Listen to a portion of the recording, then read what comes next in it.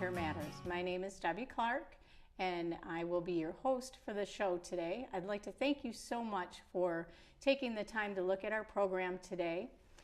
I have a very special guest. Our topic today is on balance and how balance can lead to a fall. But I have two questions for you before we introduce our special guest. Have you felt a little unsteady on your feet recently? Or have you actually lost your balance or fallen in the last 6 months? If you've answered yes to either one or two of those questions, our specialist, Nancy Webb, is going to enlighten us about this subject. Welcome, Nancy. Thank you. Thank you so much for coming to join us on the program today. We appreciate it very much. How are you? I'm good. Thanks for having me. That's good. So you're a physical therapist at Botsford Hospital. I am. Tell us a little bit about your background, if you don't mind. I went to the University of Michigan to school and graduated in 1979, so I've been doing this a long time. I worked at a couple of different places in the Metro Detroit area, and I've been at Botsford since 1983, minus a couple of years time off to have children and raise them. Nice. Very interesting. Thank you. So you're here to tell us about exactly what balance is and how balance issues can lead to falls. So can you define for us what balance is? Okay, yes, I can, but I'm going to start back a little bit because there's a couple of definitions that we need to have to start with. Sure. And I'm going to use this little marker here as an example. Basically, all of balance, or the goal of good balance, is to keep the center of gravity over your base of support. So those are big fancy words, and what that actually means is if you take any object, including the human body, but if you take any object and think about the center of its gravity is going to be that place in the center of the object, right, where all of the weight is kind of evenly distributed around this one imaginary point or this one imaginary area. Got it. So that's the center of gravity, the center of the body mass. In the human body, that would also have a center of gravity, and it would be somewhere imaginary within the body, somewhere lower than the navel, but in the center of the body. I see. So with this object, though, if we say the center of gravity is right about here, our goal is to keep this imaginary spot over its base of support. So the base of support is the area that comes in contact with the earth, or the surface where gravity is going to pull back down on it. So you can see that this little marker has great balance because the center of gravity is over its base of support. The base of support here would just be this circle that comes in contact with this table. Now, if that center of gravity were to move in one direction, like that, what happens is that it falls. So the reason that this particular subject of balance is so important to me is because when we are not able, for a number of reasons, to keep our center of gravity over our base of support, that increases our risk of falling. And for the population of folks over 50, really, but especially it increases over 65 and over age 70, we want to stay on our feet and not be at an increased risk for falling. Absolutely. So with that being said, what are some things that can happen in our body that may affect that balance or that center of gravity? Well, there's a lot of them. And, let me even back up a little bit, too. When we're thinking about the human body with the base of support, in the human body, your base of support, like for you and I, our base of support, we're on this chair. So all the way, our legs from the areas of our back of our knees, all the way to the back. That is our base of support. So it's real broad and wide, so I can lean in any direction. We can lean forward and over. And you actually have your hands on the table. So that space where your body's touching the ground or the surface that is on the ground, and all of the space in between is considered to be base of support. I see. So in the body, when you're standing, it's the area that your feet are hitting the ground on. So when if you think about if you were only standing on one foot, how much harder it would be to do an activity. versus if you were standing with your feet farther apart, then it would be the distance in between your feet. And even if you had something else to hold on to, like if you were reaching forward and holding onto a chair, then your base of support would be from the chair through both feet and all the space in between. Oh, interesting. So then you have a lot more freedom to move. If your center of gravity, as long as it stays over that area, then you're good. So I see. Yes, interesting. So you were going to let us know about the things that could happen to our bodies that would increase our chances of losing our balance. Well, number one is as we age. So aging does make a difference because you tend to be a little bit weaker. Your muscles change over time. Your joints change over time. So there's a number of orthopedic things that can lead to this. I think some of the other risk factors depends. First of all, the biggest one is disease. You know, various neurological diseases, multiple sclerosis, Parkinson's. If someone has had an injury, a traumatic brain injury or a stroke, those diseases will actually affect your balance for a number of reasons and Sure. can affect areas of the brain that control that. Orthopedic changes, if someone has an amputation or a joint surgery that limits their motion, that's going to affect their balance. Sometimes it can just be medications. If you're on a series of medications that may or may not interfere with each other, you may experience some dizziness, and then that can affect your balance as well. Yes. I have seen that in the handout that they'll give you with your pharmaceutical medications, that balance or dizziness or something like that is can be one of the side effects to be concerned with. Yep, you're right. I think too, even just simple pain. You know, if you're guarding or your posture's off, or if you're in pain, you're going to walk different and move differently than if you're not, and that can have an effect on your balance as well. Sure. Now, I've got notes. There are some other things that can attribute or can be the root causes of balance issues. And first of all, there are 3 sensory systems that affect your balance. So basically what that means is sensory information is the information that comes to your brain from our environment. And that information then is taken to the brain and is processed there. And then the brain tells our body how to react. So these 3 systems, the first one is your vision, believe it or not. It is just your vision. And your eyes take in a lot of information that has to do with where your body is in space and then how your body is going to react to that. If you think of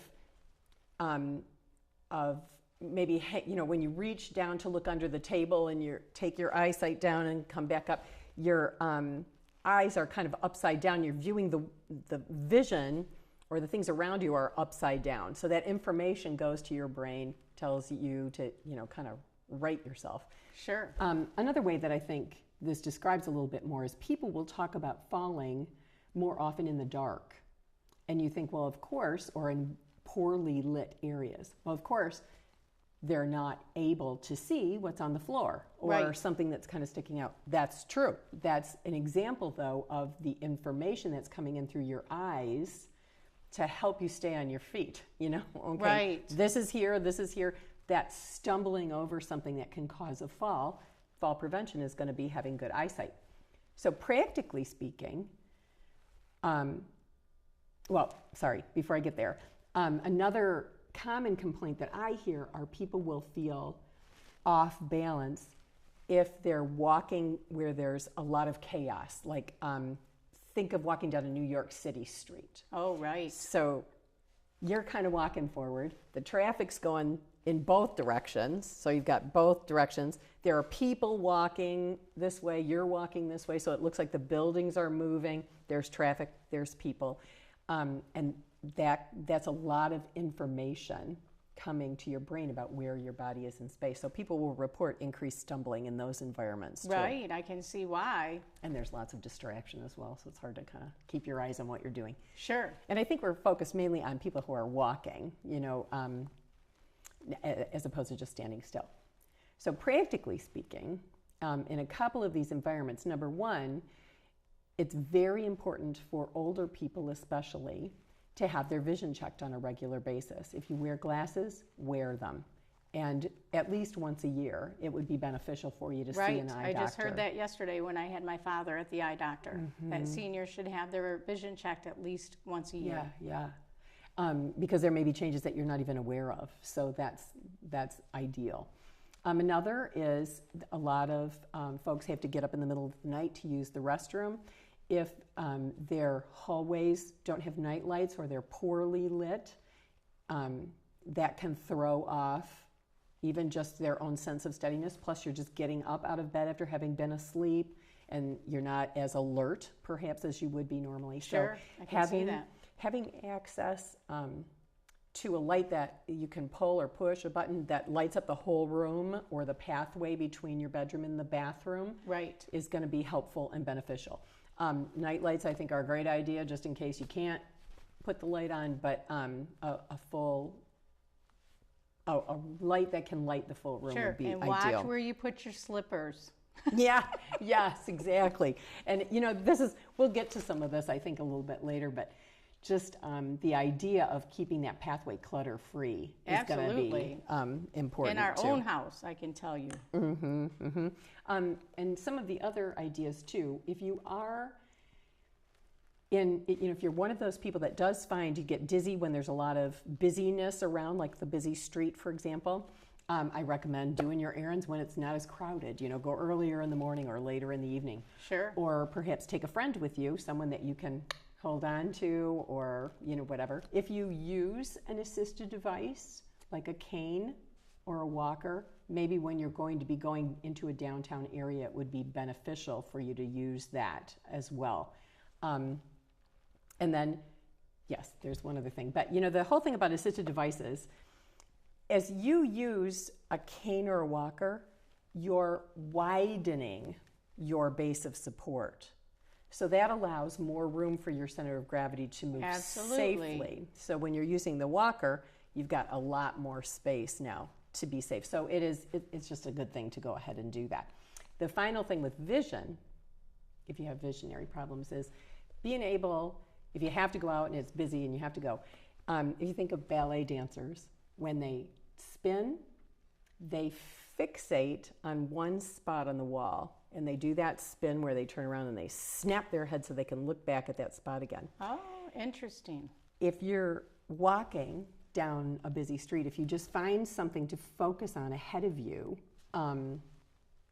something stationary, preferably like a building, where you're looking up and you look at a specific window and you just keep your eyes fixed on that while you're walking, it'll help to remove some of all that information that's coming into your brain through your senses visually. Very interesting. Is there any other systems in the body that might? There are. Yeah. There are. There's two others. One, and I actually have a picture of this. One is. I love pictures. Yay. One is the middle ear, or the inner ear, the inner ear, and we call it the vestibular system. And people that have problems in their vestibular system, like you'll hear folks have vertigo. Oh, yes. Which is basically, there may have been an injury to the inner ear or an infection that caused problems in the inner ear. But our ear has basically three areas. You have the outer ear that we can see, and then the middle ear, there's a canal, there's the eardrum or the tympanic membrane, and then there's some bones, and then the inner, that's considered the middle ear. And then we have the inner ear. And on the inner ear, and this is what my picture is, I'm not sure how to hold this so it can be seen properly, but I think that would be good. Okay. The inner ear actually consists of this little organism called the cochlea, which has more to do with actual hearing. But beyond the cochlea are these three canals, and we call them the semicircular canals. Amazing. And this, I know this is kind of expanded. This would be kind of too large to fit inside your ear. I know, but I like it. I love the strong tooth. I think. So within this is and this book is called The Human Body, by the way. Yes, The Human Body. It's a Dorling King Dursley book. But within these semicircular canals, there's a gel-like fluid or a thick fluid that passes through each one of these. And then there are little hairs here and those are the sensory organs that send information to the brain. And what happens here is anytime your head moves, if your head moves forward and back, if your head moves, yep, you got it, side to side, if your head tilts side to side, each one of those movements triggers the movement of the fluid within one of these canals. The main purpose of this as regard to balance is this organism is meant to let your body know where your head is in regard to the rest of your body and regard to the ground or in regard to space. So your body and your brain automatically is going to send responses. If your head is upside down, like if you go on one of those carnival rides that flip you over, oh if your yeah, head can't is do them down, anymore. You know, no, I can't either. Your body retaliates. It's like, no, we want the head upright. It's supposed to be upright. You know, this is where. So basically, what's happening here is these organisms that are responsible for relaying that information are constantly telling the brain where the head is in regards to space. So that's why people will complain if they have a problem, or sometimes they'll have a balance problem, getting up from bed when they first wake up. Right, I've heard that quite often. So they either sit up too fast, that fluid moves, and they just need to take a minute to, regroup, or if they stand up too fast. Or another is if you turn real quick, or someone's talking to you behind you and you want to hear what they're saying, so you turn around really quick to hear what they're saying. Any of those sudden head movements, again, when you're a little bit older and you are experiencing some balance problems, if you just slow down, that'll make a big difference. Sure. Instead of turning to face the person behind you when they're talking, to keep your eyes kind of focused on what you were doing if you're walking, and wait until you stop and then turn and talk to the person. Right. So that would be a big deal. The other is, when you first wake up in the morning, get up slowly. Don't, just sit there for a minute. Okay, I'm up. It's morning. Take your time getting up. Take your time moving. Take your time carrying things so that you just don't snap your head around in various directions. That's very hard for us that like to move fast. I know it. Yeah, I think that's been difficult for me as well, is slowing down and listening to your body. And slowing down does not mean stopping. So, obviously we do want to keep going. But, there are some things for safety that we do just want to slow down. Are there any things, or do you have something else you need to We have one incorporate? more. Oh, we have sorry, one more. I'm That's what jumping I the forgot. gun. We said 3 and I only gave you 2. Sorry. That last one is what we call the somatosensory area. And that basically is just all the information that is going to your brain through your feet and from your joints that just show what's happening in the body, tells your brain what's happening. If you're walking uphill, for example, as you're walking uphill, your ankle might be a little bit more flexed. So that information is going to go to your brain. So basically, the goal of all that information that comes in through your feet and joints is just to let your brain know what kind of surface am I walking on. So again, as regarding balance, if you think of, there's a big difference between walking on a nice flat tile floor, yes, versus a big thick shag carpet or a sandy beach. Or grassy areas. Grassy areas, or trails with trunks of trees kind of coming out, the roots of the trees, exactly. Not the trunk, the roots.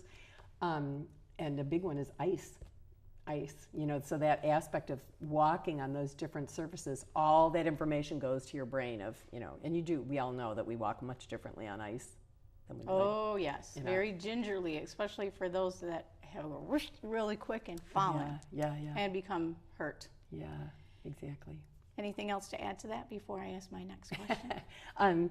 Just practical things that, again, on that level, if you can avoid ice, and wet surfaces, especially if they're flat like tile. You want to avoid those. I think the other aspect of this, you want to dry up spills really quick at home if something has spilled. Other places where surfaces would be wet, like in the bathroom, and you're getting in and out of the shower, or where there'd be steam and moisture on the floor, to make sure that you have grab bars either in the shower or around the bathroom, something that you can hold on to. Because again, when you hold on, you're widening your base of support. And so that's going to give your center of gravity, that part of the middle of your body, a little bit more room to move around safely. You want to wear good shoes. So I don't recommend walking, if you have a balance problem, I don't recommend walking barefoot. It'd be better for you to have good shoes. And if, in fact, you do have sensory problems, so that your feet, you have tingling or numbness, or maybe you're diabetic and have some sores or problems that would compromise the sensations in your feet, then you're going to want to see a doctor regularly about that and making sure that you're staying on top of that. The biggest thing you can do is exercise. Yes. And get a little bit stronger too. So, yep. So that means that we can't wear cute flip-flops. Yeah, I would flip-flops and those comfy slippers that flip too, that they can catch on things or trip on things. I have more people come in with a fall because that little edge of the flip-flop caught on something, something, and knocked a person over. So I've had a fall. Me too, and family members as well. With all of what you've given us, is there anything that we could give our viewers that would be safe to do in the home on their own? Okay. Yes, definitely. You said exercise. Yes, I did. So first of all, I would think just if you have access to a gym, a lot of YMCAs, local YMCAs, or there's do you get to edit that out? Well, if you want to go see a professional, then you would get a prescription and go and see a physical therapist, for balance issues. I'm thinking just the regular routine wellness programs, where there are wellness programs that are offered in a variety of settings for people to join. There are none in the areas anymore that are hospital-based that I know of. Okay, yes. Thank you. That's what I wasn't sure. If you were to enroll in, they have a lot of senior exercise programs that are really good, and just kind of get some basic things moving. Real basic exercises, if you're sitting in a chair, to be able to march and tap your feet and move your knees in and out, and just kick your legs out. If you were to do each of those exercises 10 to 20 times, 2 or 3 times a day, that would be ideal. Practicing maybe marching while you're standing, holding on to something so you don't lose your balance, coming up and down on your toes. Holding on to the counter at home. Yep, holding on to the counter. Standing up and sitting down from a chair is always a good thing too.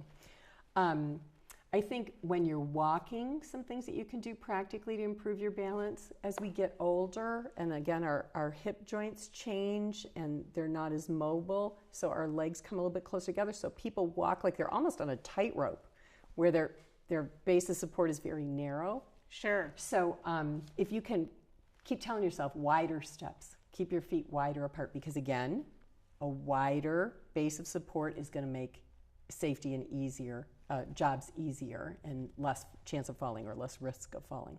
So keeping your feet a little bit farther apart, taking bigger steps so that you're not kind of shuffling. So being able, again, keeping your base of support broad and large is always a good thing, and making sure that you pick your feet up as best you can too. When you're dragging on the floor, again, that friction can trip you up a little bit and cause some problems. So we want to make sure we don't do that.